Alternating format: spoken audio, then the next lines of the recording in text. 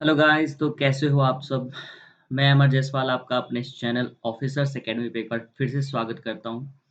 और ये कुछ ब्रीफ इंट्रोडक्शन है मेरे बारे में जो आप जान सकते हो यहाँ से। और आज मैं इस वीडियो में क्या-क्या बताने वाला हूँ वो मैं पहले आपको समझा देता हूँ।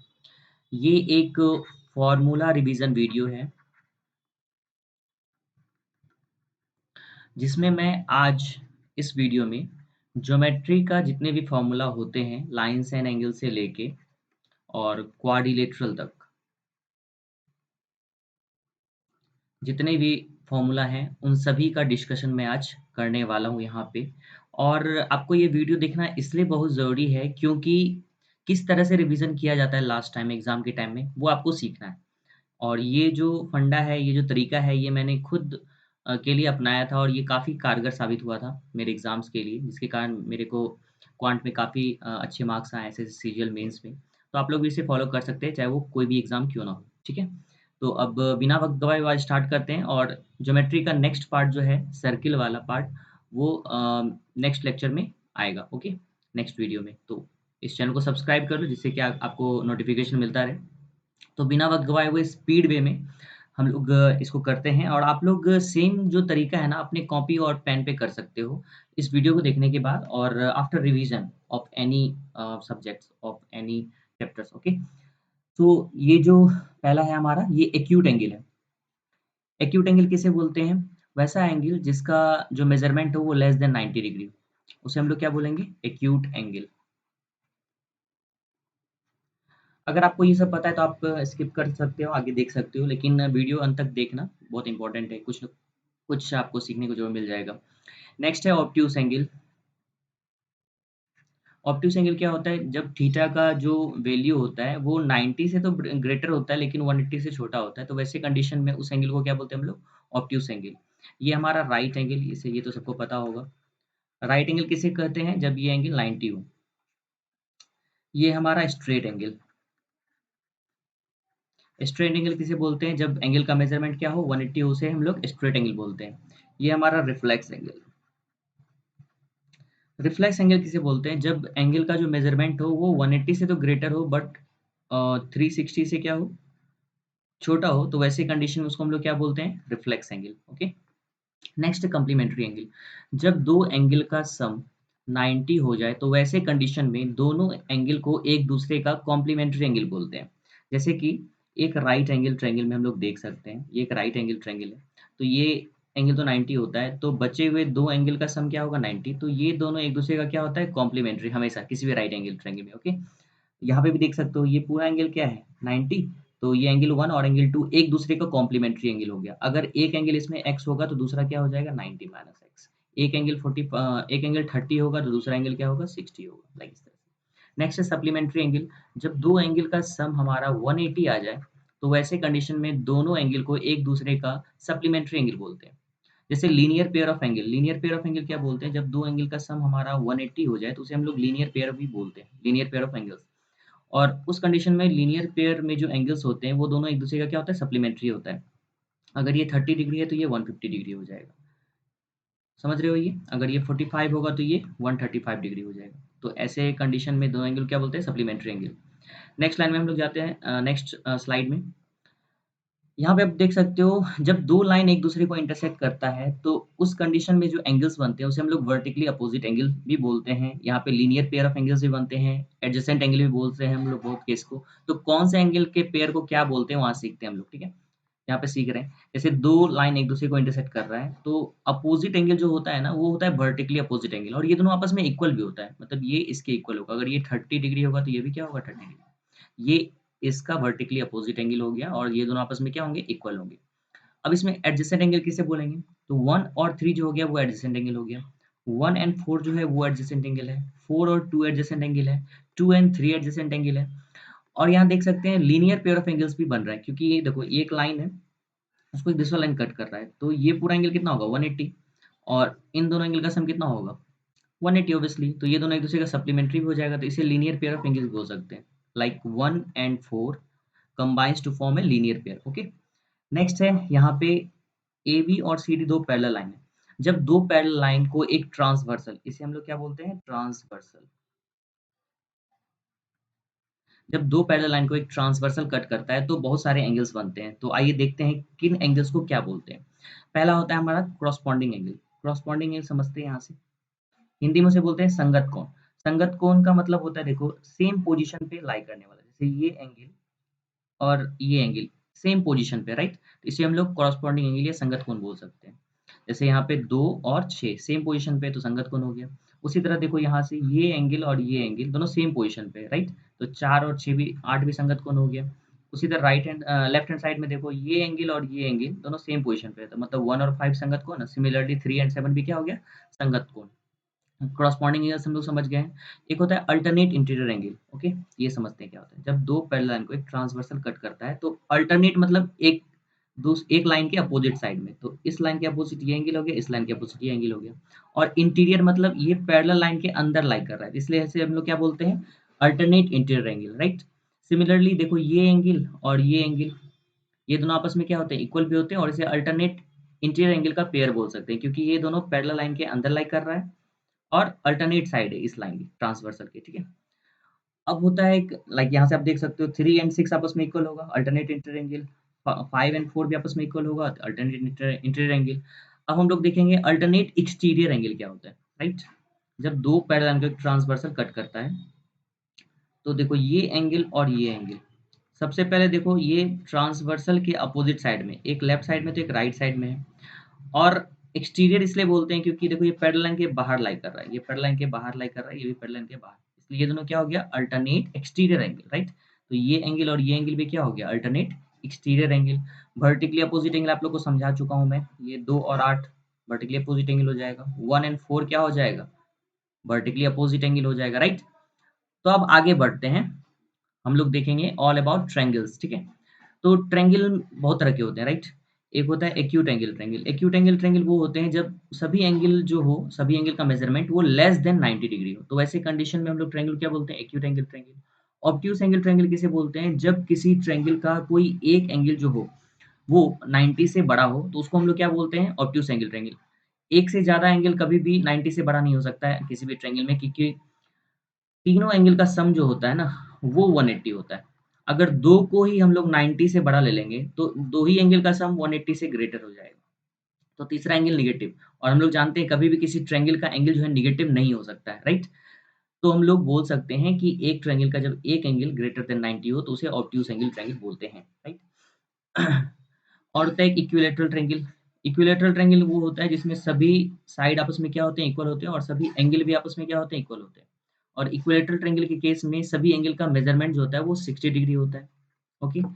नेक्स्ट स्लाइड हम लोग लेते हैं एक, सॉरी, ब्लैंक स्लाइड। एक ब्लैंक स्लाइड हम लोग लिए, यहाँ देखो एक राइट एंगल ट्रायंगल भी होता है। राइट एंगल ट्रायंगल में एक एंगल क्या होता है? 90 डिग्री होता है, ओके? बाकी दो एंगल जो होता है वो कॉम्प्लीमेंट्री होता है, मैंने पहले ही बता चुका मैं इसी वीडियो में। और इसमें एक पाइथागोरस थ्योरम भी आपको पता ही होगा, P A square plus B A square is equal to H square. चूंकि ये मैं इसलिए नहीं बता रहा क्योंकि ये ज्योमेट्री का पार्ट नहीं है, हाँ कभी कभी यूज होता है तो आप इसे देख सकते हो। तो सभी ट्रायंगल के बारे में मैंने बता दिया है, I hope, I think. Acute angle triangle, obtuse angle triangle, right angle triangle, equilateral triangle, हाँ एक आइसोसेलेस ट्रायंगल भी होता है। वो ट्रायंगल जिसका दो साइड आपस में इक्वल हो, तीसरा अनइक्वल हो, तो उसे हम लोग क्या बोलेंगे? Isosceles triangle. आइसोसेलेस ट्रायंगल में इक्वल साइड के सामने का एंगल भी क्या होता है? इक्वल होता है। ये अनइक्वल होता है, ओके? अगर ये भी इसके इक्वल हो जाएगा तब ये इक्विलैटरल बन जाएगा, ओके? और भी बहुत सारे प्रॉपर्टीज होते हैं, लाइक आइसोसेलेस ट्रायंगल में अगर वर्टेक्स से अगर हम लोग नॉन पैरेलल साइड पे एक परपेंडिकुलर ड्रॉ करें तो वो उसको इक्वल पार्ट में डिवाइड करता है, ठीक है? ये दोनों का जो लेंथ होगा यहाँ से यहाँ तक आपस में क्या होगा? ये इक्वल होगा। ये तो अपना इक्वल है ही, ठीक है? तो नेक्स्ट मूव करते हैं अपने अगले कॉन्सेप्ट पे। नाउ यहाँ पे हम लोग देख रहे हैं सिमिलर ट्रायंगल। सिमिलर ट्रायंगल्स क्या होता है? दो ट्रायंगल सिमिलर कब होते हैं? जब उन दोनों ट्रायंगल के एटलीस्ट दो एंगल आपस में क्या हो जाए? इक्वल हो जाए। मान लो कि ये दो ट्रायंगल है और इसका ये एंगल इसके बराबर है और ये एंगल इसके बराबर है, तो ये दोनों ट्रायंगल को हम लोग क्या बोलेंगे? Similar triangle. तीसरा एंगल खुद ब खुद इक्वल हो जाता है, इसको हम लोग ए सिमिलरिटी भी बोलते हैं। क्या बोलते हैं?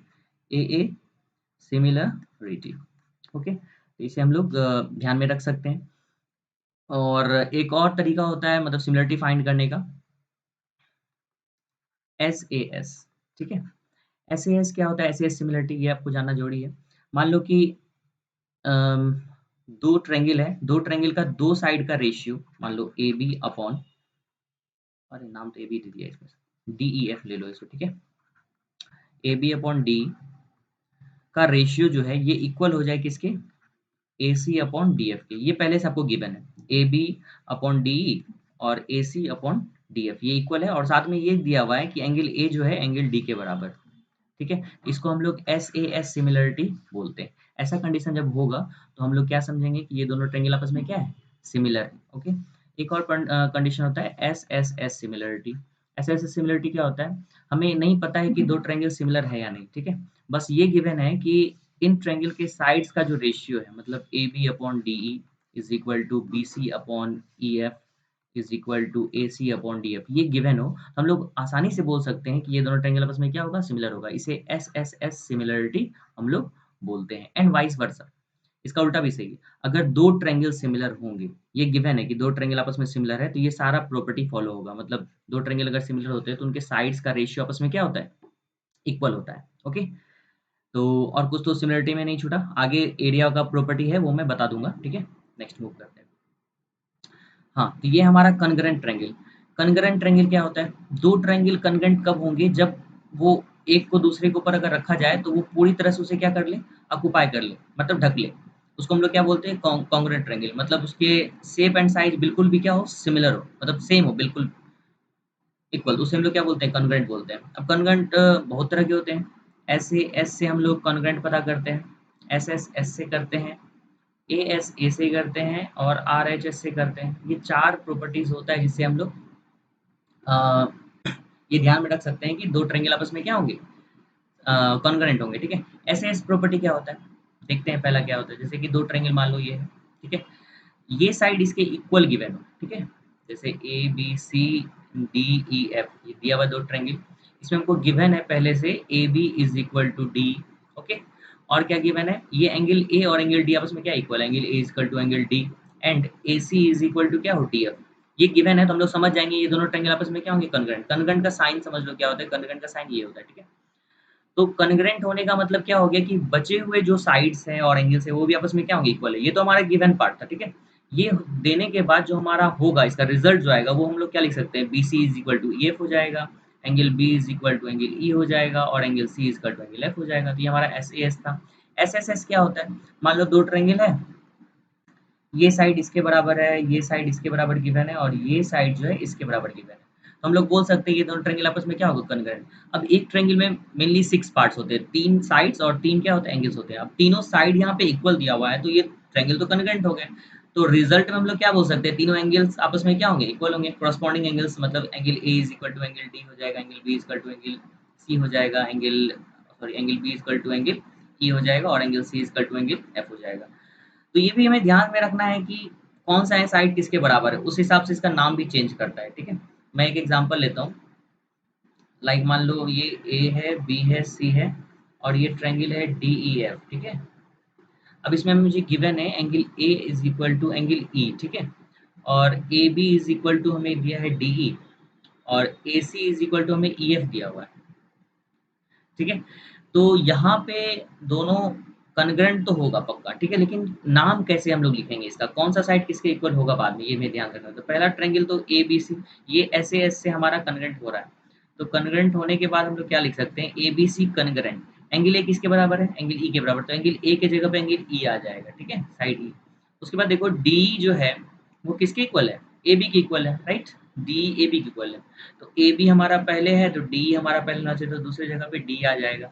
बचा क्या? डी ई एफ, तो एफ दे दो यहाँ पे। तो हमारा ए बी सी यहाँ कॉन्ग्रुएंट है ई डी एफ के, ना कि डी ई एफ के। तो नाम बहुत ही इंपॉर्टेंट है कि किस तरह से हम लोग दोनों को कॉन्ग्रुएंट कर रहे हैं और जिस हिसाब से कॉन्ग्रुएंट होगा उसी हिसाब से जो बचे हुए साइड्स और एंगल्स है वो आपस में इक्वल होंगे, ठीक है? अब हम लोग यहाँ से बोल सकते हैं एंगल बी का जो वैल्यू होगा वो एंगल डी के बराबर होगा, एंगल बी जो है वो एंगल डी के बराबर होगा, एंगल सी जो है एंगल एफ के बराबर होगा, एंगल सी जो है एंगल एफ के बराबर होगा, ठीक है? ये बी सी जो है ये किसके इक्वल हो जाएगा? देखो बी सी जो है वो डी एफ के इक्वल होगा। बी सी किसके इक्वल होगा? डी एफ के। तो ये हमें ध्यान रखना होता है कॉन्ग्रुएंट में, ठीक है? अब हम लोग इसको ए एस ए समझ लेते हैं। ए एस ए में क्या होता है? एक एंगल, ये एंगल इसके बराबर है, ये दूसरा एंगल इसके बराबर है और ये साइड जो है सिर्फ ये इसके बराबर गिवन है, ठीक है। तो इसे हम लोग ए एस ए कनग्रेंसी से हम लोग इसको क्या बोल सकते हैं, कनग्रेंट बोल सकते हैं। और बचे हुए पार्ट जो है वापस में इक्वल हो जाएंगे बाद में, A C is equal to D F हो जाएंगे, B C is equal to D F हो जाएंगे, ठीक है। और एक आरएचएस समझ लेते हैं। आरएचएस का बहुत कोई फुल फॉर्म नहीं जानते हैं इसका। राइट हैंड साइड यहाँ नहीं होता, यहाँ होता है right angled hypotenuse side, R H S. मतलब ये हुआ कि दो राइट एंगल ट्रायंगल में अगर एक एंगल 90 हो मतलब राइट एंगल, और दोनों का हाइपोटेनस आपस में सेम हो हाइपोटेनस, और कोई एक साइड आपस में क्या हो इक्वल हो जाए, तो दोनों ट्रायंगल आपस में क्या होते हैं, कन्ग्रेंट होते हैं। अगर ये प्रॉपर्टी फॉलो होता है तो उसे हम लोग आर एच एस बोलते हैं, ठीक है।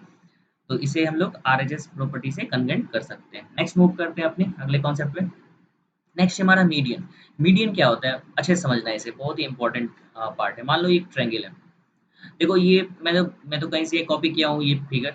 जब भी बनाया करो कोई भी चीज़ समझने के लिए, कोई भी लाइन ड्रॉ करने के लिए, चाहे वो एल्टीट्यूड हो, एंगल बाइसेक्टर हो, तो हमेशा एक एस्केलिन ट्रायंगल लिया करो। एस्केलिन ट्रायंगल वो होता है जिसमें तीनों साइड आपस में इक्वल ना हो। तो एक ट्रायंगल मैंने लिया। अब मीडियन होता है क्या है, मीडियन होता है किसी भी वर्टेक्स से उसके सामने वाले साइड के अगर मिड पॉइंट को ज्वाइन करने से जो लाइन बनता है, उसे हम लोग क्या बोलते हैं, मीडियन बोलते हैं। मतलब एबीसी का एक मीडियन क्या हो गया, एडी। और डी यहाँ मिड पॉइंट है, इसमें ये बीसी और सीडी आपस में क्या होगा, इक्वल होगा। सिमिलरली एसी का मिड पॉइंट अगर ये है तो बी से अगर हम इसे ज्वाइन कर दे, बी, तो ये बी हमारा मीडियन हो जाएगा, और ये साइड ये और ये आपस में ए और सी आपस में क्या होगा, इक्वल हो जाएगा। सिमिलरली अगर हम लोग ए बी के मिड पॉइंट को सी से ज्वाइन कर दें, तो ये एक और मीडियन सी एफ बन जाएगा, ठीक है। तो ये हमारा मीडियन होता है। मीडियन का डेफिनेशन आप लोग समझ गए होंगे आई होप। किसी भी ट्रायंगल के किसी भी वर्टेक्स से फिर सामने वाले साइड के मिड पॉइंट को ज्वाइन करने से जो लाइन बनता है उसे हम लोग क्या बोलते हैं, मीडियन बोलते हैं। एक ट्रायंगल में मैक्सिमम कितने मीडियन हो सकते हैं, 3 मीडियन हो सकते हैं, राइट। तो A D B C F, और इसके कुछ कुछ प्रॉपर्टीज होते हैं वो आपको समझना है। सबसे पहले तो point of intersection of median को हम लोग क्या बोलते हैं, सेंट्रॉइड बोलते हैं। क्या बोलते हैं, point of intersection of medians is equal to centroid. Centroid को किस साइन से डिनोट किया जाता है, यूजुअली जी से। किससे डिनोट किया जाता है, जी से। यहाँ पे वो लिखा हुआ है, इसको जी से डिनोट करते हैं। और एक प्रॉपर्टी होता है कि सेंट्रॉइड और ये वर्टेक्स, ये लाइन, और सेंट्रॉइड और मिड पॉइंट ये लाइन, इन दोनों का रेशियो हमेशा 2:1 होता है। मतलब सेंट्रॉइड जो है किसी भी मीडियन को 2:1 रेशियो में क्या करता है, डिवाइड करता है। Means A G is to G D, ये क्या हो जाएगा, 2:1, ठीक है। Similarly B G is to G E, ये भी क्या हो जाएगा, 2:1। Similarly C G is to F G भी क्या हो जाएगा, 2:1। ये बहुत ही इंपॉर्टेंट प्रॉपर्टी से बहुत ही क्वेश्चन मतलब पूछा जाता है, कभी कभी डायरेक्टली पूछा जाता है लैंग्वेज को चेंज करके रेशियो क्या होगा, ठीक है। और मीडियन का क्या प्रॉपर्टी होता है, मीडियन जो है किसी भी ट्रायंगल को दो इक्वल पार्ट में डिवाइड करता है। दो इक्वल पार्ट में डिवाइड करने का मतलब हो गया कि दो सिमिलर एरिया में डिवाइड करता है, सेम एरिया में डिवाइड करता है। मान लो एबीसी है, ठीक है, और ये हमारा मीडियन है एडी। तो जितना एरिया इसका होगा उतना एरिया होगा। अगर यहाँ गिवन हो ट्रायंगल एबीसी का एरिया 10 सेंटीमीटर स्क्वायर है, तो इसका एरिया क्या हो जाएगा, 5। इसका एरिया क्या हो जाएगा, 5 हो जाएगा, ठीक है। अब मान लो फिर से मैं बी से एडी पे एक मीडियन ड्रॉ करता हूँ, मतलब बी एडी का एक मीडियन ड्रॉ करता हूँ, ये इसके बराबर है। तो ये 5 है, तो ये क्या हो जाएगा, 2.5, और ये भी क्या हो जाएगा, 2.5, इस तरह से। आई होप आप लोग समझ रहे हो। साथ ही साथ यहाँ से हम लोग देख सकते हैं कि ये हर एक पार्ट का एरिया आपस में क्या होता है, इक्वल होता है। ये भी ध्यान से देखो। यहाँ एक तीनों मीडियन जो है ट्रायंगल को 6 इक्वल पार्ट में डिवाइड कर रहा है, राइट। तो यहाँ जो 6 पार्ट है ना, इन 6 पार्ट का एरिया आपस में क्या होता है, इक्वल होता है। ये भी हम लोग एक प्रॉपर्टी है, आप ध्यान में रख सकते हो। इससे बहुत ही क्वेश्चन बनता है और काफ़ी ईज़ी वे में बन जाता है, ठीक है। नेक्स्ट चीज़ में मूव करते हैं, एल्टीट्यूड। एल्टीट्यूड क्या होता है, ये ध्यान से देखो आप लोग एक बार, ठीक है। मान लो ये एक ट्रायंगल है, एल्टीट्यूड होता है किसी भी वर्टेक्स से उसके सामने वाले साइड में परपेंडिकुलर ड्रॉ करना, उसे हम लोग एल्टीट्यूड बोलते हैं। ये हमारा एल्टीट्यूड हो गया। यहाँ से अगर इस पे हम लोग ड्रॉ कर दे तो ये एल्टीट्यूड हो गया, और यहाँ से इस पे ड्रॉ कर दे तो ये हमारा क्या हो गया, एल्टीट्यूड, ओके। अब हम लोग समझते हैं एल्टीट्यूड और मीडियन में क्या डिफरेंस है। मीडियन हमारा क्या था, मीडियन जो था किसी भी वर्टेक्स और सामने वाले साइड के मिड पॉइंट को हम लोग ज्वाइन करते थे, राइट। लेकिन यहाँ मिड पॉइंट को नहीं, यहाँ पे परपेंडिकुलर ड्रॉ कर रहे हैं, तो ये पार्ट और ये पार्ट इक्वल नहीं है। हो भी सकता है, अगर ये ट्रायंगल पे डिपेंड करता है, ट्रायंगल कैसा है, ट्रायंगल आइसोसेलेस है या इक्विलैटरल है, उस पे डिपेंड करता है कि ये जो पॉइंट है वो क्या है, मिड पॉइंट है या फिर मिड पॉइंट नहीं है, ठीक है। अदरवाइज ये अभी हमारा क्या है, यहाँ पे 90 डिग्री, इट मीन्स AD जो होगा हमारा यहाँ पे एल्टीट्यूड होगा, B भी एल्टीट्यूड है, CF भी क्या है, एल्टीट्यूड है। अब हम एक चीज समझ रहे हैं, यहाँ पे कॉन्सेप्ट है, एल्टीट्यूड के पॉइंट ऑफ इंटरसेक्शन को क्या बोलते हैं, the point of intersection of altitude is called ortho centre. क्या बोलते हैं, ऑर्थो सेंटर, और इसको O से ही रिप्रेजेंट करते हैं यूजुअली, ठीक है। तो ये यहाँ तक आप लोगों को क्लियर है। अब इसमें भी एक प्रॉपर्टी होता है, ऑर्थो सेंटर पे जो बना हुआ एंगल होता है किसी भी साइड साइड के द्वारा, और उस साइड का अपोजिट एंगल जो होता है, उन दोनों का सम 180 होता है, ये ध्यान में रख सकते हो आप लोग, बहुत ही इंपॉर्टेंट, बहुत ही ज़्यादा इंपॉर्टेंट है ये। तो angle A plus angle B O C is equal to 180 degree, ठीक है। सिमिलरली ऑर्थो सेंटर पे किसी साइड मतलब AC के द्वारा बना हुआ एंगल और AC के अपोजिट एंगल जो B है, इन दोनों का भी सम कितना होगा, 180। आई होप आपको ये वीडियो काफ़ी अच्छा लग रहा होगा, अगर आपको अच्छा लग रहा है तो शेयर कर देना जरूर, और लाइक तो अभी दबा दूँ, जिससे कि मुझे थोड़ा मोटिवेशन मिले कि हाँ मैं अच्छा काम कर रहा हूँ, बच्चों को समझ में तो आ रहा है। तो आप लोग देख सकते हो किसी भी ऑर्थो सेंटर पे किसी साइड के द्वारा बना हुआ एंगल और उस साइड के अपोजिट एंगल का सम क्या होता है, 180 होता है। तो आई होप यहाँ तक आप लोगों को क्लियर होगा। नेक्स्ट मूव करते हैं, और यहाँ पे आप लोग समझ रहे होंगे point of intersection of altitude is called ortho centre, आप लोग को याद हो गया होगा। And point of intersection of median ये क्या होता है, जल्दी बताओ, सेंट्रॉइड होता है। ओके, नेक्स्ट मूव करते हैं हम लोग, perpendicular bisector. What is perpendicular bisector, फिर से हम लोग क्या करेंगे, यहाँ पे स्केलिन ट्रायंगल बनाएंगे, इक्विलैटरल नहीं, ओके। परपेंडिकुलर बाइसेक्टर समझना है, ये कैसे एल्टीट्यूड और कैसे मीडियन से डिफरेंट है। परपेंडिकुलर बाइसेक्टर हम लोग क्या करते हैं, किसी भी साइड का पहले मिड पॉइंट लेते हैं और यहाँ पे एक परपेंडिकुलर ड्रॉ कर देते हैं, ठीक है। तो यहाँ पे ये इसके इक्वल है और ये एंगल 90 डिग्री है, ठीक है। अब यहाँ पे भी हम लोग देखते हैं ध्यान से, तो ये इसके इक्वल है और ये एंगल 90 है, ओके। सिमिलरली ये 90 है और ये इसके इक्वल होगा। तो परपेंडिकुलर बाइसेक्टर में होता क्या है कि कोई जरूरी नहीं कि परपेंडिकुलर बाइसेक्टर जो है ना इसके वर्टेक्स से पास करे ही करे। परपेंडिकुलर बाइसेक्टर वर्टेक्स से कब पास करता है, जब वो इक्विलैटरल ट्रायंगल होता है तभी, अदरवाइज ये नहीं करेगा पास, आप ड्रॉ करके देख सकते हो। और परपेंडिकुलर बाइसेक्टर का जो पॉइंट ऑफ इंटरसेक्शन होता है इसे हम लोग सरकम सेंटर बोलते हैं। क्या बोलते हैं, सरकम सेंटर। सरकम सेंटर, सरकम सेंटर का मतलब एक और डिफरेंस आप लोग समझ सकते हो, जब किसी ट्रायंगल के तीनों वर्टेक्स से एक सर्किल ड्रॉ कर दिया कराया जाए, ठीक है, उसका जो सेंटर होता है उसे हम लोग क्या बोलते हैं, सरकम सेंटर। क्या बोलते हैं उसे, सरकम सेंटर। अब इसमें भी एक प्रॉपर्टी होता है, मान लो एक ट्रायंगल है ये, ठीक है, और ये उसका सरकम सेंटर है। क्या है, सरकम सेंटर। सरकम सेंटर में point of intersection of perpendicular bisector. तो किसी भी साइड के द्वारा सरकम सेंटर पे बना हुआ एंगल जो होता है, और उसके अपोजिट एंगल का क्या होता है, दुगुना होता है। ये x है तो ये 2x होगा। क्यों, क्योंकि सर्किल में हम लोग एक प्रॉपर्टीज ये पता होगा आप लोगों को, किसी भी कॉर्ड के द्वारा सेंटर पे बना हुआ एंगल, उसी कॉर्ड के द्वारा किसी भी सरकमफ्रेंस पे किसी भी पॉइंट पे बने हुए एंगल का क्या होता है, दुगुना होता है। अगर ये x है तो ये 2x है, ठीक है। तो वही प्रॉपर्टी यहाँ पे अप्लाई हो रहा है। क्यों हो रहा है, क्योंकि हम लोग जानते हैं कि ट्रायंगल के जो वर्टेक्स से जो पास करने वाला सर्किल है उसी के सेंटर को हम लोग क्या बोलते हैं, सरकम सेंटर। और दूसरा तरीका हम लोग क्या जाने हैं, सरकम सेंटर जो होता है point of intersection of perpendicular bisector of the sides of the triangle, ठीक है। इसीलिए ये पॉइंट हमारा क्या कर रहा है, सरकम सेंटर, ओके। आपको ये चीज क्लियर होगा। तो हम लोग तीन चीज देखे अलग अलग, एक देखा पहले हम लोग ने सेंट्रॉइड, दूसरा देखा ऑर्थो सेंटर, तीसरा देखा सरकम सेंटर। तीनों में एक एक प्रॉपर्टी था, आप लोग ध्यान से देख सकते हो। मीडियन में क्या प्रॉपर्टी था कि ये 2:1 के रेशियो में डिवाइड करता है और एरिया आपस में क्या होता है, सिमिलर होता है। ऑर्थो सेंटर में हम लोग देखा ये एंगल और इस एंगल का सम कितना होता है, 180 होता है, राइट।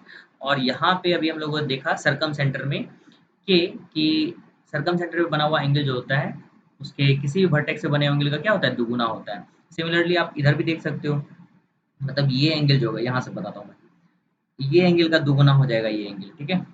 और इस एंगल का दुगुना हो जाएगा ये एंगल, और इस एंगल का दुगुना हो जाएगा ये एंगल। काफ़ी सारे क्वेश्चंस इस मतलब प्रॉपर्टी से बनते हैं। आइए आगे बढ़ते हैं, टाइम नहीं वेस्ट करना है हमें।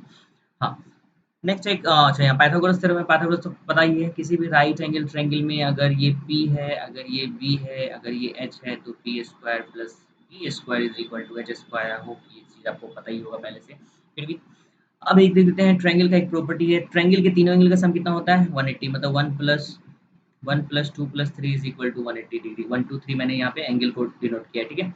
ये तो सब जानते होंगे, लेकिन ट्रायंगल के एक्सटीरियर एंगल का सम कितना होता है 360।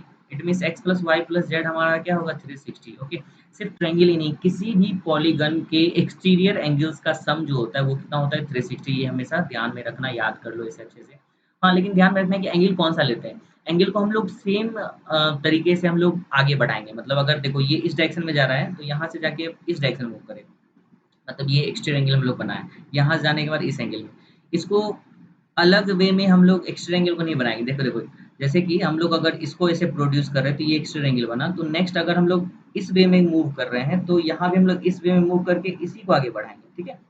और यहाँ पे ये एक्स्ट्रा एंगल बना, फिर इस वे में मूव कर रहे थे, इसको इस वे में जाके इधर बढ़ाएंगे तो एक्स्ट्रा एंगल बना। तो इन तीनों का सम 180 होगा। कभी कभी क्या होता है, बहुत कोई क्या सोच लेता है एक्स्ट्रा एंगल का सम 360 नहीं होगा, तो वो क्या करता है, एक बार इधर ऐसे बढ़ा देगा और एक बार क्या करेगा ऐसे जाके ऐसे बढ़ा देगा, और एक बार जाके ऐसे जाके ऐसे बढ़ा देगा। यहाँ पे देखो एंगल अलग अलग आ गया, ठीक है। यहाँ पे ये नहीं करना है हमें, यहाँ पे एंगल इस तरह से बढ़ाना है। ओके, तो आगे बढ़ते हैं। आई होप ये चीज़ आपको समझ में आ गया होगा। हाँ, ये प्रॉपर्टी काफ़ी अच्छा है, काफ़ी इम्पोर्टेंट भी है।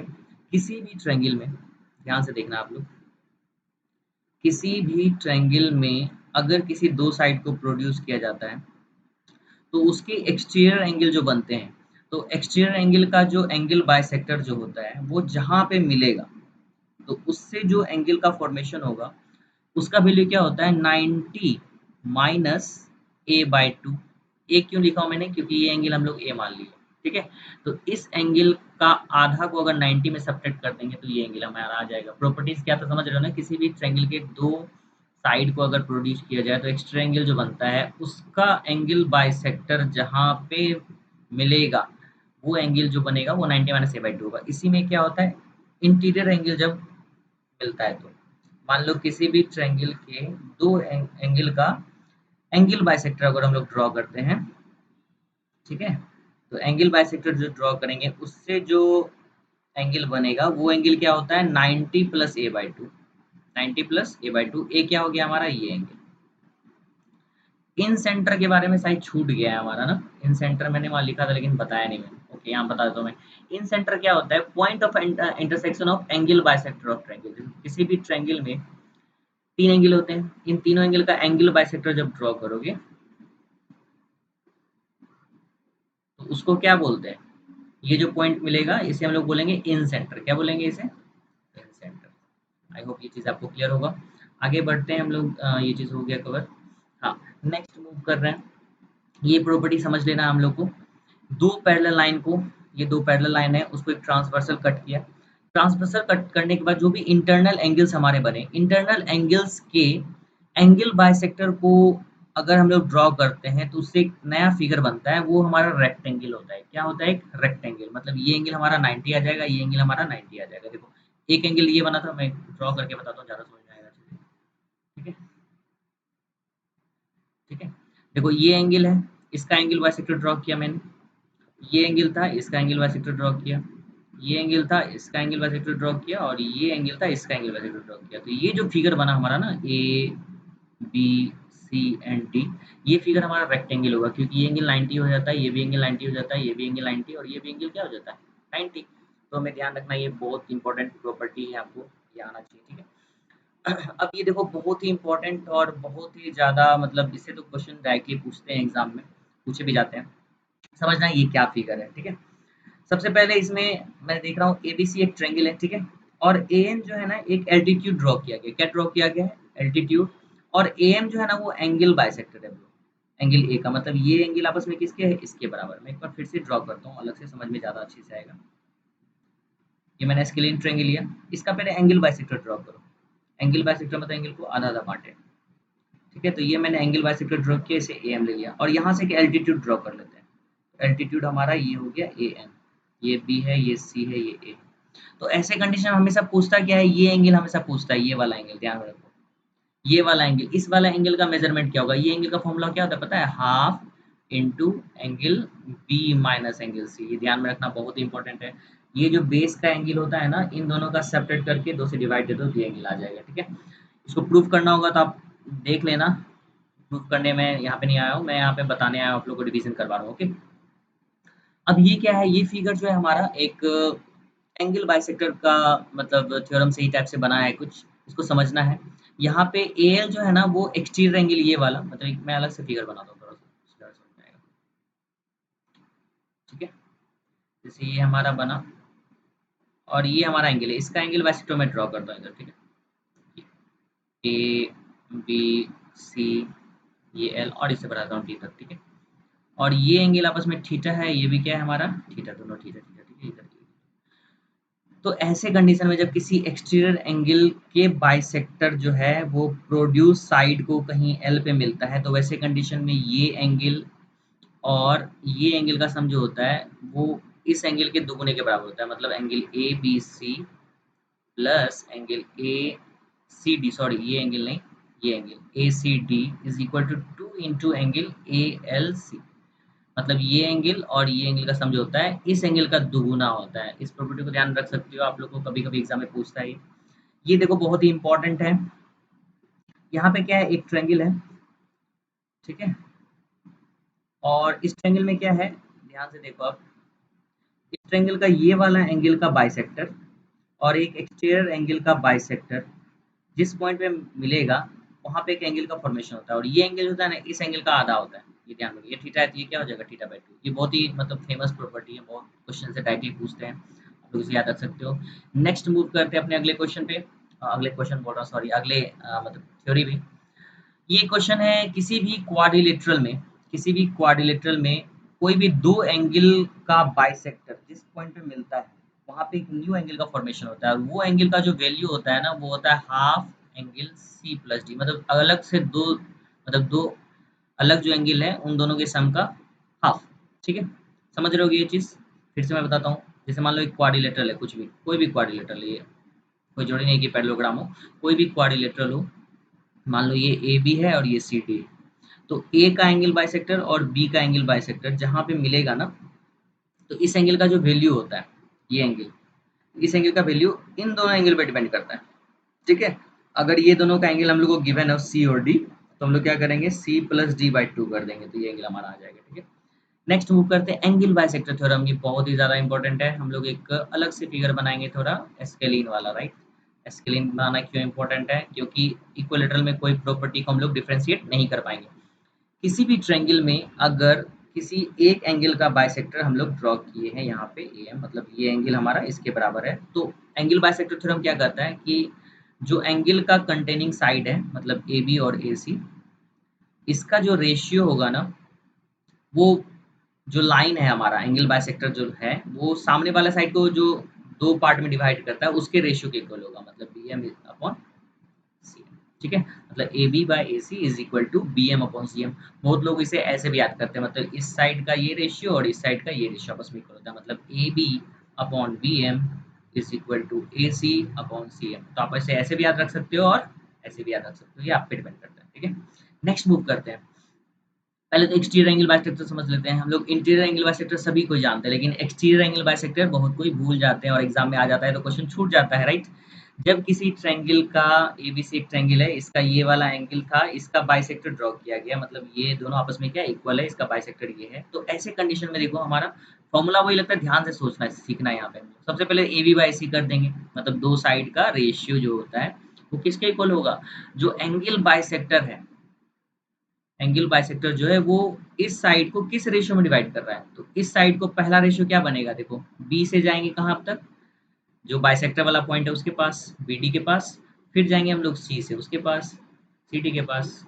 एक्सटर्नली डिवाइड कर रहा है ना, तो बी सी को एक्सटर्नली डिवाइड कर रहा है, तो पहला रेशियो क्या हो जाएगा बी डी, दूसरा क्या हो जाएगा सी डी। तो ये हमारा एंगल बाइसेक्टर थ्योरम का फॉर्मूला हो गया, आप इसे याद रख सकते हो, बहुत इंपॉर्टेंट है। नेक्स्ट है मिड पॉइंट थ्योरम, ये मैं क्या बताऊँ इसके बारे में, तो इतना ज़्यादा इंपॉर्टेंट है कि बताना ही मतलब इम्पोर्टेंट ही बताना। देखो मिड पॉइंट थ्योरम क्या होता है, जब किसी ट्रायंगल में किसी भी दो साइड के मिड पॉइंट को ज्वाइन किया जाता है ना, तो वो लाइन जो बनता है वो तीसरे साइड का पैरेलल होता है और तीसरे साइड का आधा भी होता है, ये भी ध्यान रखना। अगर ये लाइन इस लाइन के क्या हो जाए, सॉरी ये जो है डी और ये ई, डी जो है ए बी का मिड पॉइंट हो, देखो बना हुआ है 2 लाइन, और ई जो है ए सी का मिड पॉइंट है, मतलब ये बना हुआ है। तो वैसे कंडीशन में डी जो है ना वो बी सी के पैरेलल होगा, इसका आधा भी होगा। अगर ये मान लो 10 है, अगर ये 10 है तो ये कितना हो जाएगा? 5 हो जाएगा, ठीक है। सिमिलरली अगर ये 20 है तो ये कितना हो जाएगा? 10। अगर ये 30 है तो ये कितना हो जाएगा? 15, ठीक है। अपोजिट, समझ रहे हो ये? बहुत ही इंपॉर्टेंट है। साथ ही साथ इसमें बहुत सारी प्रॉपर्टीज होती है, लाइक ये चारों का आइडिया आपस में क्या होता है? इक्वल हो जाता है, सबसे पहली बात, ठीक है। ये चारों आपस में क्या होते हैं? कन्ग्रुएंट होते हैं। हाफ तो समझा ही दिया मैंने।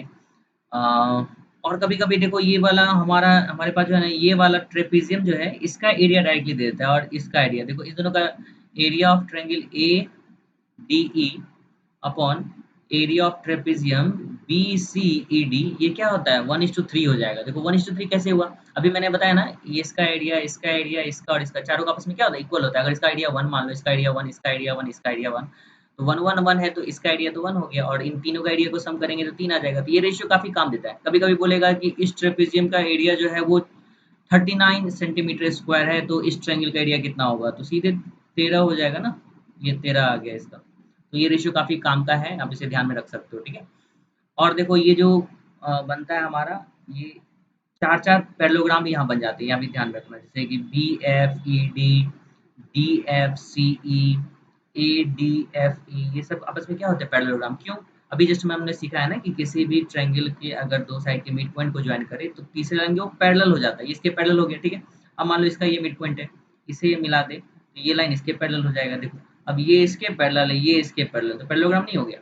पैरेललोग्राम बन गया। उसी तरह से बहुत सारे पैरेललोग्राम का फॉर्मेशन होता है। आई होप ये आप लोगों को समझ में आ गया होगा। नेक्स्ट बढ़ते हैं अपने अगले पॉइंट में। Similarity properties of area and perimeter. Yes, ये बहुत इंपॉर्टेंट है। अगर दो ट्रायंगल आपस में सिमिलर होते हैं तो दोनों ट्रायंगल के सबसे पहले तो साइड्स का रेशियो आपस में इक्वल होता है। मतलब A B upon D E, ये पहले भी डिस्कस किया मैंने, फिर भी मैं लिख देता हूँ जिससे ज़्यादा समझ में आवे। A C upon D E is equal to B C upon E F, ये आपस में क्या होंगे? इक्वल होंगे ना।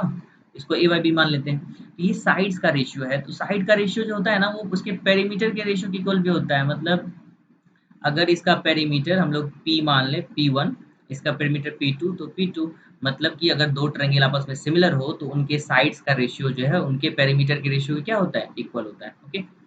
अब देखो ध्यान से, उनके साइड्स का रेशियो उनके मीडियन के रेशियो के भी इक्वल होता है। मान लो AX और PY इसका मीडियन है, तो AX अपॉन PY ये भी इसके इक्वल ही होगा। अगर मान लो, इसलिए मैं बोलता हूँ इक्विलेटरल नहीं बनाने के लिए, कितना दिक्कत हो रहा है। स्केलिन बनाओ, समझ में ज़्यादा अच्छे से आएगा, सब कुछ अच्छे से हम लोग ड्रॉ कर सकते हैं। मीडियन ड्रॉ करना है तो मीडियन हमने ड्रॉ कर दिया, एल्टीट्यूड ड्रॉ करना है तो एल्टीट्यूड ड्रॉ कर दिया, अलग अलग, ठीक है। तो एल्टीट्यूड अगर हम लोग मान लेते हैं ए डी, डी नहीं मानो, ए एम मान लो, और यहाँ डी एन मान लो, तो एल्टीट्यूड का जो रेशियो ना उसके साइड के भी रेशियो के इक्वल होगा, ये भी ध्यान में रखो। एक और चीज, एंगल बाइसेक्टर, अगर ये एंगल बाइसेक्टर है पी और ये मान लो क्यू, मतलब तो A P by D Q, ये भी आपस में इक्वल होगा। मतलब समझ रहे हो, अगर दो ट्रायंगल सिमिलर हुआ ना तो उनके साइड का रेशियो उनके पेरीमीटर के रेशियो के इक्वल होगा, उनके साइड का रेशियो उनके मीडियन के रेशियो के इक्वल होगा, उनके साइड का रेशियो उनके एल्टीट्यूड के रेशियो के इक्वल होगा, उनके साइड का रेशियो एंगल बाइसेक्टर के रेशियो के इक्वल होगा। मतलब सब कुछ इक्वल हो जाता है। एरिया का कुछ अलग है, तो उनके area of triangle A B C और area of triangle D E F, इसका जो रेशियो होता है ना वो क्या होता है? साइड के स्क्वायर के इक्वल होता है, ठीक है। अब ये सिर्फ साइड के स्क्वायर को रट के हमको नहीं चलना है, दो सिमिलर ट्रायंगल के एरिया का रेशियो उसके पेरीमीटर के रेशियो के स्क्वायर के इक्वल भी हो जाएगा, क्योंकि इसका स्क्वायर करेंगे तो इसका भी स्क्वायर। दो सिमिलर ट्रायंगल के एरिया का रेशियो उनके मीडियन के स्क्वायर के भी रेशियो के इक्वल हो जाता है। दो सिमिलर ट्रायंगल के एरिया का रेशियो जो होता है उसके एल्टीट्यूड के रेशियो के स्क्वायर के भी इक्वल हो जाता है। मतलब हर एक के स्क्वायर के रेशियो के इक्वल हो जाएगा। तो आप लोग याद रख सकते हैं, ये चीज़ समझ में आ गया होगा आप लोगों को। आगे बढ़ते हैं फिर। अब जो है प्रॉपर्टी थोड़ा पेचीदा है, इसे आप लोग लिख लेना अगर नहीं जानते हो तो, काहे कि ये तुरंत तो याद नहीं होने वाला है। फिर भी मैं तो ये नहीं बोलूँगा कि मैं चुटकी बजाते आप लोग को याद दिला दूँगा, ऐसा नहीं होगा ठीक है? जो एक्चुअल है सो एक्चुअल है। इसमें ध्यान देना है कि किसी भी राइट एंगल ट्रायंगल में, तो फिर से एक फिगर बनाता हूँ। किसी भी राइट एंगल ट्रायंगल में ABC मान लो इसे, अगर जो लेग्स होते हैं, लेग्स, इसे हम लोग क्या बोलते हैं? लेग्स। राइट एंगल ट्रायंगल के लेग्स का जो मिड पॉइंट है अगर वो पी क्यू हो, ठीक है, तो ए क्यू का जो स्क्वायर होता है, ए क्यू स्क्वायर प्लस, और यहाँ से सी पी का जो स्क्वायर होता है इसका 4 गुना, इसका क्या गुना, 4 गुना जो होता है इस हाइपोटेनस ए सी स्क्वायर के 5 गुने के बराबर होता है। आई होप ये आपको समझ में आ गया, लेकिन यहाँ ध्यान रखना पी और क्यू क्या है, मिड पॉइंट है, ठीक है। अगर किसी भी राइट एंगल ट्रायंगल के लेग्स के mid point P and Q हो तो A Q square plus C P square is equal to 5/4 into A C square, या 4 यहाँ पे बोल सकते हो, या 5/4 यहाँ पे ऐसे भी लिख सकते हो आप लोग, जैसे लिखना ए सी स्क्वायर, ये आप ध्यान रख सकते हो। और ये अगर पी क्यू को ज्वाइन कर देना तो इस पी क्यू और ए सी में एक रिलेशन होता है, मतलब अगर एक राइट एंगल ट्रायंगल के दो लेग्स के मिड पॉइंट का नाम अगर पी क्यू हो और ये ए सी हो, तो इन दोनों के बीच में एक रिलेशन होता है। क्या होता है रिलेशन, 5 नहीं, ए सी स्क्वायर जो होता है ना, वो क्या होता है 4 PQ स्क्वायर। और ये कैसे आया ये समझना है, बहुत ही आसान तो है, अभी जस्ट मैंने मिड पॉइंट थ्योरम बताया था ना। मिड पॉइंट थ्योरम में किसी भी दो साइड के मिड पॉइंट को ज्वाइन कर दे तो वो तीसरी साइड का आधा होता है, राइट। अगर ये x होगा तो ये 2x होगा, है कि नहीं, बस उसी से तो बना है। अब देखो ए सी स्क्वायर यहाँ लिख दो पी क्यू स्क्वायर, ठीक है। ए सी हमारा क्या है 2x, उसका स्क्वायर क्या हो जाएगा 4x स्क्वायर है, पी क्यू हमारा क्या है x, तो एक्स स्क्वायर काट दो, ये क्या बन गया ए सी स्क्वायर बराबर 4 PQ स्क्वायर, ठीक है। तो इसी को यहाँ पे 20 PQ स्क्वायर लिख दिया, जैसे कि ये 5 और ये 4 कट जाए तो आंसर आ जाएगा। तो हम लोग को ये प्रॉपर्टी ये वाला ध्यान में रखना है, ठीक है। ये तो हमें समझ में आ ही जाएगा कभी भी, ठीक है। Next and the very very important theorem, ठीक है। सबसे पहले किसी भी ट्रायंगल में, किसमें, किसी भी ट्रायंगल में, राइट एंगल ट्रायंगल में नहीं, किसी भी ट्रायंगल में अगर किसी दो मीडियन के बीच का एंगल 90 दिया हो, मीडियन के बीच का एंगल यूजुअली 90 नहीं होता है लेकिन हो सकता है, अगर किसी भी दो मीडियन के बीच का एंगल 90 डिग्री दिया हो, 90 डिग्री दिया हो, 90 डिग्री दिया हो, तो वैसे कंडीशन में इन इस ट्रायंगल के तीनों साइड में एक रिलेशन बन जाता है। वो रिलेशन होता है क्या है कि दो जो साइड होता है जिस पे हम लोग मीडियन ड्रॉ कर रहे हैं उनके स्क्वायर का sum A B square plus A C square जो होता है वो 5 गुना होता है वो थर्ड साइड के स्क्वायर के बराबर। ये बहुत ही इंपॉर्टेंट है, इसे बहुत ही क्वेश्चन डायरेक्टली पूछता है, आप लोग याद कर लो। ये एसएससी के लिए तो बहुत ही ज़्यादा इंपॉर्टेंट है, डायरेक्टली क्वेश्चन पूछता है इसमें, ध्यान में समझ में आ गया होगा आई होप। किसी भी ट्रायंगल के दो मीडियन के अगर बीच का एंगल 90 हो तो वैसे कंडीशन में दो साइड के स्क्वायर का सम, वो दो साइड लेंगे जिस पे हम लोग मीडियन ड्रॉ किए हैं, वो दो साइड के स्क्वायर का सम जो है वो 5 गुना है बेस के बेस के साइड के स्क्वायर के बराबर, ठीक है। आई होप ये चीज आप लोग को याद हो गया होगा, नहीं हो गया है तो स्क्रीनशॉट ले लो, याद कर लेना। नेक्स्ट मूव करते हैं। अब किसी भी राइट एंगल ट्रायंगल में, ये देखो ये फिगर और ये फिगर लगभग सिमिलर ही है, राइट, ये वाला, लेकिन डिफरेंस ये है कि यहाँ पी एंड क्यू इसका मिड पॉइंट था और यहाँ पे एक्स और वाई इसका मिड पॉइंट नहीं है, ये कोई भी पॉइंट है, एनी पॉइंट, ठीक है। क्या है ये, एनी पॉइंट, किसी भी राइट एंगल ट्रायंगल, मान लो एक्स यहाँ पे है और वाई यहाँ पे, तो एनी पॉइंट हो गया ना, मिड पॉइंट तो नहीं दिख रहा है। ये मान लो एक्स है, ये वाई, ठीक है, ये ए है, ये बी है, ये सी, तो सी से एक्स को ज्वाइन कर देते हैं, ए से वाई को ज्वाइन कर देते हैं और एक्स से भी वाई को ज्वाइन कर देते हैं। तो ऐसे कंडीशन में एक क्या होता है, एक फॉर्मूला नया बनता है, इसको भी आप लोग याद रख सकते हो कि ए वाई स्क्वायर, मतलब यहाँ से जो है ये ए वाई स्क्वायर और ये C X square, C X square is equal to होता है A C square plus X Y square. तो बहुत सिंपल ही है। ये सिंपल इसलिए है क्योंकि ये लाइन और ये लाइन एक दूसरे के आमने सामने है, तो ए एक्स वाई स्क्वायर ए सी स्क्वायर का सम जो है ये सी एक्स स्क्वायर और ए वाई स्क्वायर के सम के इक्वल होता है, तो ये आप लोग याद रख सकते हो, ठीक है। अब ये राइट एंगल ट्रायंगल है, राइट एंगल ट्रायंगल में क्या होता है, हाइपोटेनस का मिड पॉइंट को अगर राइट एंगल ट्रायंगल वाले वर्टेक्स से मैच मिला दिया जाए तो उस कंडीशन में इसका लेंथ और इसका लेंथ आपस में क्या होता है, इक्वल होता है, ठीक है। ये हाइपोटेनस का मिड पॉइंट है, हाइपोटेनस के मिड पॉइंट को अगर राइट एंगल ट्रायंगल वाले वर्टेक्स से ज्वाइन कर दिया जाए तो जो लाइन बनता है उस लाइन का लेंथ हाइपोटेनस का आधा होता है। इट मीन्स ये वाला पार्ट, ये वाला पार्ट और ये वाला पार्ट तीनों आपस में क्या होगा, इक्वल होगा, मतलब A D is equal to B D is equal to C D. Next move करते हैं अपने अगले फिगर पे। एक राइट एंगल ट्रायंगल है, राइट एंगल ट्रायंगल में अगर राइट एंगल ट्रायंगल में अगर राइट एंगल्ड वाले वर्टेक्स से हाइपोटेनस पे अगर कोई परपेंडिकुलर ड्रॉ किया जाता है, मतलब एल्टीट्यूड ड्रॉ किया जाता है, तो वैसे कंडीशन में ध्यान रखना, वैसे कंडीशन में सबसे पहला फॉर्मूला तो होता है B D is equal to A B गुना B C by A C. ये तो बहुत सिंपल है, एरिया का फॉर्मूला लगा हुआ है इसमें, एरिया के फॉर्मूला से ये बना है। मतलब देखो बी डी का लेंथ अगर निकालना है तो ए बी और बी सी को गुना करके ए सी से क्या करना है, डिवाइड करना है, तो बी डी आ जाएगा। दूसरा क्या है, बी डी बराबर जो होता है हमारा under root A D into C D. इसको आप लोग ध्यान में रख सकते हो, बहुत ही इंपॉर्टेंट है। ये हमारा डी है, तो ए डी और सी डी का लेंथ अगर गिवन, मान लो कि राइट एंगल ट्रायंगल है, बोलेगा ये 5 है और ये 8 है, ठीक है, और हमें बी डी का लेंथ निकालना है, तो बी डी हमारा आ जाएगा अंडर रूट 40, ठीक है। ये हमारा आंसर हो जाएगा बी डी डायरेक्ट, ओके। और कभी कभी अगर ये तीनों ये नहीं, जैसे कि ये 8 5 13 मान लो दिया हुआ है, ये दिया हुआ है 5 और दिया है 12, ठीक है, तो बी डी निकालना है ऐसी कंडीशन में, तो बी डी बराबर हमारा क्या हो जाएगा, बी डी बराबर हो जाएगा 5 गुना 12 और बटे 13, ठीक है। तो इस तरह से हम लोग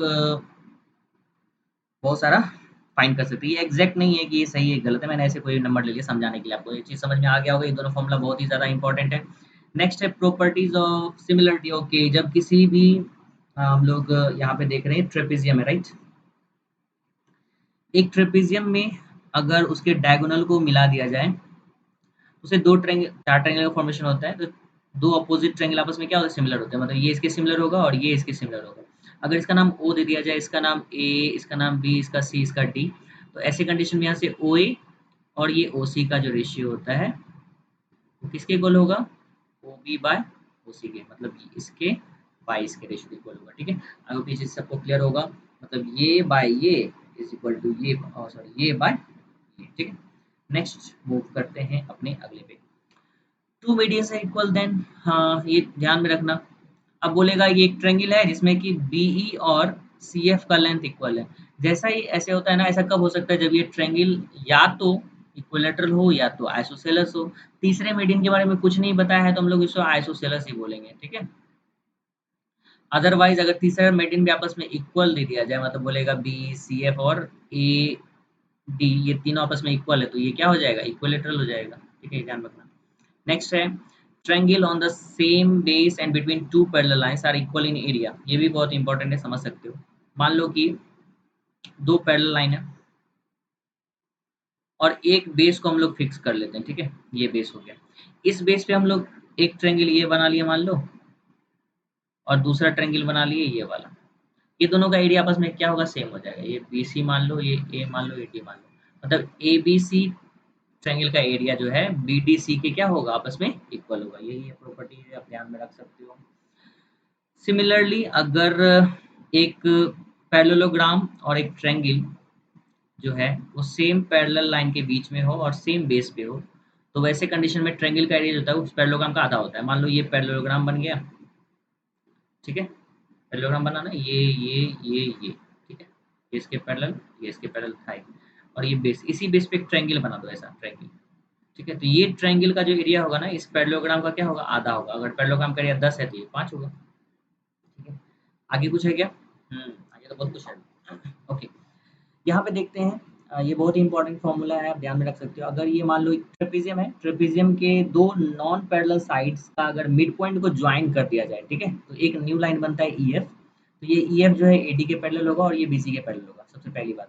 दूसरी बात ये कि अगर इसका लेंथ एक्स है, इसका लेंथ वाई है, तो ई एफ का जो लेंथ होगा ना वो हो जाएगा X plus Y by two, ठीक है, ना बस ध्यान में रखो। ये 10 है, ये 20 है, तो 10 20 का एवरेज 15, ये 15 हो जाएगा, ठीक है। नेक्स्ट इसी में एक है कि एक ट्रेपेजियम के डायगोनल का मिड पॉइंट पी और क्यू है, उसको ज्वाइन हम लोगों ने कर दिया है, ठीक है। क्या है ये, ट्रेपेजियम है, ठीक है। ट्रेपेजियम के डायगोनल का मिड पॉइंट, मान लो ये इसका मिड पॉइंट है, इस डायगोनल का मिड पॉइंट है, इसको अगर ज्वाइन कर दिया जाए पी क्यू, तो इसका जो लेंथ होता है ना, मान लो ये वाई है और ये एक्स है, तो half into Y minus X होता है।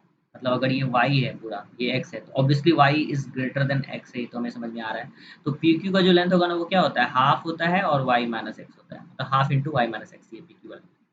ये जो प्रॉपर्टी है हमारा, ये एक ये एक रेक्टेंगल में होता है। रेक्टेंगल के अंदर अगर कोई भी पॉइंट मौजूद हो, ओ कहीं भी, चाहे वो किसी भी कोने में क्यों ना हो खड़ा, बीच में हो, कहीं भी, यहाँ हो, यहाँ हो, यहाँ हो, यहाँ हो, कहीं भी एक पॉइंट O है, तो O से OA स्क्वायर, फिर O से OC स्क्वायर, मतलब AC, इसका स्क्वायर का सम जो होगा O से OB स्क्वायर और O से OD स्क्वायर, इसके सम के इक्वल होगा, मतलब OA square plus OC square बराबर OB square plus OD square. कभी-कभी इससे डायरेक्ट क्वेश्चन पूछता है, ये दे देगा 3, ये दे देगा 4, ये दे देगा 5, कहेगा ये कितना होगा बस। तो इसको इस फॉर्मूला में बिठा के हम लोग सॉल्व कर सकते हैं, ठीक है? ओके, अब जो है मैंने यहाँ पे कुछ क्वाड्रिलेटरल्स लिखे हैं और इसके सॉरी क्या है, आ गया। हाँ, अब मैंने यहाँ पे कुछ क्वाड्रिलेटरल्स लिखे हैं और उसके कुछ प्रॉपर्टीज आप लोगों को बताना है कि क्या ज्योमेट्रिकल प्रॉपर्टीज होता है। स्क्वायर के बारे में आपको सब पता ही होगा कि all angles are 90 degree, all sides are equal, diagonal bisect each other at और 90 डिग्री राइट एंगल। ओके, यहाँ तक क्लियर है? क्लियर है, ओके। रेक्टेंगल, रेक्टेंगल में क्या होता है?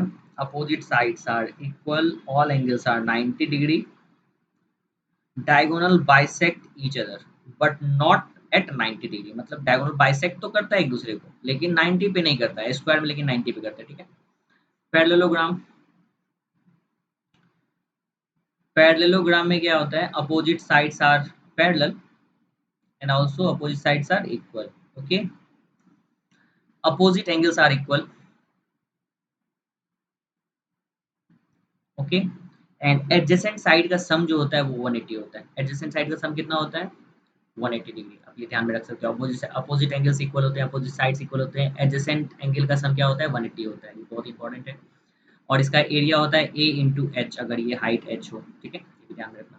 रोहम्बस बहुत ज़्यादा इंपॉर्टेंट है, बहुत सारे क्वेश्चन इसे पूछते हैं, ये सीख लेते हैं हम लोग। रोहम्बस में क्या होता है? All sides are equal, all angles are not 90 degree, opposite angles are equal, ठीक है? Opposite angles are equal. Rhombus and square में यही डिफरेंस है कि रोहम्बस में सभी एंगल 90 नहीं होते। जैसे अगर ये 90 बनता है तो ये अपने आप स्क्वायर में कन्वर्ट हो जाता है। और इसके डायगोनल के डायगोनल एक दूसरे को बाइसेक्ट करता है एट 90 डिग्री, मतलब ये इसके बराबर, ये इसके बराबर और ये एंगल 90 होता है, ठीक है? ये ध्यान में रखना है। और अगर इसका डायगोनल D1 है, इसका डायगोनल एक डायगोनल D1 है, दूसरा D2 है और एक साइड A है, तो इसका फॉर्मूला होता है D1 square plus D2 square बराबर 4A स्क्वायर। ये आप ध्यान में रख सकते हो। वैसे मैं ये फॉर्मूला यूज़ नहीं करता हूँ, मैं डायरेक्टली सोच लेता हूँ, ये 10 है तो ये आधा D1/2 हो जाएगा, ये D1/2 और ये साइड तो right angle triangle Pythagoras apply कर देंगे तो ये फॉर्मूला अपने आप पता चल जाएगा, ओके? नेक्स्ट है हमारा काइट। काइट में क्या होता है समझना है। काइट में एडजेसेंट साइड आपस में इक्वल होते हैं, ठीक है? एडजेसेंट साइड इक्वल हो गए और डायगोनल इंटरसेक्ट करता है 90 डिग्री पे, ठीक है? और एक डायगोनल दूसरे को बाइसेक्ट करता है लेकिन दूसरा पहले वाले को बाइसेक्ट नहीं करता है, दूसरा पहले वाले को इंटरसेक्ट करता है ओनली, ठीक है? एक है ट्रेपेजियम। ट्रेपेजियम के बारे में अभी जस्ट मैंने बताया ही पहले सब कुछ। ट्रेपेजियम के बारे में पता ही होगा, अपोजिट साइड सारा पैरेलल, ये ध्यान में होगा बस। और हाँ, एडजेसेंट साइड का एडजेसेंट एंगल का सम कितना होता है? 180 होता है बस। ये वाले का नहीं, इस वाले 180 होता है। आई होप यहाँ तक मैंने ट्राई किया है कि पूरा कंप्लीट हो ही गया है रिवीजन इसका। कुछ ना कुछ मिस हो गया होगा तो आप लोग देख लेना और मेरे दूसरे वीडियो का वेट करो, आप लोग चैनल को सब्सक्राइब करो जिससे कि वीडियो जैसे आप लोग आएगा आप लोग को पता चल जाएगा, ठीक है? और इस तरह से आप लोग रिवीजन कर सकते हो, जैसे कि कोई भी चैप्टर आप लोग पढ़ते हो तो पूरा उसे पढ़ लो, उसके बाद अपने आप को चेक करो कि मुझे कितना आता है। एक कॉपी लो, पेन लो, स्पीड में लिखना चालू कर दो जो भी आता है आपको, ठीक है? स्पीड में लिखना चालू करो, लाइक फिगर बनाओ उसके बारे में लिखो, कोई फॉर्मूला उसके बारे में लिखो। मैं तो जब लिखता था मैं कुछ एग्जांपल भी सॉल्व कर लेता था, ऐसे क्वेश्चन आते हैं, इसमें ऐसे क्वेश्चन होते हैं और इसे ऐसे सॉल्व किया जा सकता है। इससे क्या होता है ना, काफ़ी जल्दी आपको बहुत कुछ याद हो जाएगा। ये मेमोराइज़ करने का काफ़ी बहुत ही अच्छा तरीका है। बहुत लोग इसे यूज़ भी करते हैं, आप लोग इसे यूज़ करो। आई होप ये वीडियो आपको पसंद आया होगा। अगर पसंद आया है तो लाइक करें, शेयर करें और सब्सक्राइब कर दें मेरे चैनल को इसी तरह की वीडियो पाने के लिए। अच्छा लगा आप अंत तक पहुँचे और इसी तरह बने रहें हमारे साथ। Thank you very much.